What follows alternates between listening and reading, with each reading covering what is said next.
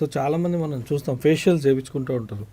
So అవసరంకి మించి కూడా facials చేయించుకోవడం వల్ల స్కిన్ పైన ఎటువంటి ఇంపాక్ట్ ఉంటుంది? అంటే జనరల్గా ఫేషియల్ అంటే ఎప్పుడో ఒకసారి, లేదు ట్యాన్ క్రీమ్ అప్లై చేసుకోవటం, ఇవన్నీ ఏంటంటే ఒక పరిమితితో చేస్తే పర్లేదు. బట్ ఈరోజు ఉన్న చాలామంది ఏంటంటే పార్లర్స్ వెళ్ళి రెగ్యులర్గా చేయించుకోవడం వల్ల స్కిన్ అనేది చాలా సెన్సిటివ్ ఉంటుంది. కాబట్టి ఎటువంటి ఇంపాక్ట్ ఉంటుంది? ఫేషియల్ అనేది డెఫినెట్గా ఇమీడియట్ గ్లో ఉంటుంది, బికాస్ మసాజ్ చేస్తారు కాబట్టి there will be increase in the blood flow. Blood flow increase అయ్యి కొంచెం ఇమీడియట్ షైన్, గ్లో వస్తుంది. బట్ చాలామంది ఫేషియల్స్ చేయించుకున్న తర్వాత వాళ్ళు పింపుల్స్ ఎక్కువైపోతాయి. సో చాలామంది ఫేషియల్స్ తర్వాత ఈ స్టీమ్ వల్ల పోర్స్ అన్నీ ఓపెన్ అయ్యి యాక్నీ ప్రాబ్లంతో మా దగ్గరకు వస్తూ ఉంటారు.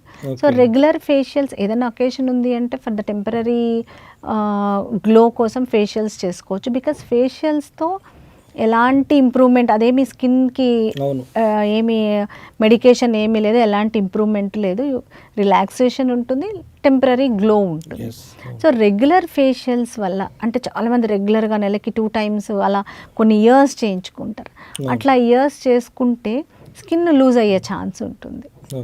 సో అందుకని ఫేషియల్స్ కొంచెం జుడిషియస్గా జాగ్రత్తగా చేసుకోవడం బెటరు. ఇప్పుడు మేము మెడిఫేషియల్స్ ఆర్ హైడ్రాఫేషియల్స్ అని treatment, these are not really facials, but ఇది స్కిన్కి లైట్ ట్రీట్మెంట్ లాగా. సో మేము స్కిన్కి వైటమిన్ సి అవి ఇన్ఫ్యూజ్ చేయడము, తర్వాత salicylic acid, హైల్రానిక్ acid which is natural moisturising agent of the skin, ఈ హైల్రానిక్ యాసిడ్ ఇన్ఫ్యూషన్ ఇలా చేస్తే తర్వాత రేడియో ఫ్రీక్వెన్సీ చేసేసరికి స్కిన్లో రియల్గా గ్లో వస్తుంది. And we are treating the skin also. So మీ శ్రీ స్కిన్ అండ్ కాస్మెటాలజీ క్లినిక్లో ఎటువంటి ట్రీట్మెంట్స్ ఉన్నాయి, అడ్వాన్స్ ట్రీట్మెంట్ మెథడ్స్? మా శ్రీ స్కిన్ అండ్ కాస్మెటాలజీ సెంటర్లో I think almost all the treatments are available, starting from chemical peels, mole excision, electrocautery, తర్వాత laser hair removal, laser toning for the pigmentation, laser toning, tattoo removal, acne scar treatment, PRP చేస్తున్నాము. తర్వాత body shaping ఉంది, body shaping machines are there. Body shaping అంటే not for weight loss, after stubborn exercise ఒక certain ఏరియాలో fat అలాగే ఉండిపోతుంది. So దాన్ని target చేసి బాడీకి అంటే ఒక షేప్ ఎక్కడైతే ఉందో దాన్ని టార్గెట్ చేసి ఆ ఫ్యాట్ని తగ్గించడం.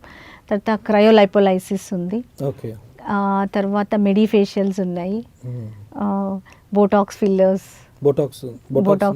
Everything. Thank you madam for your valuable time.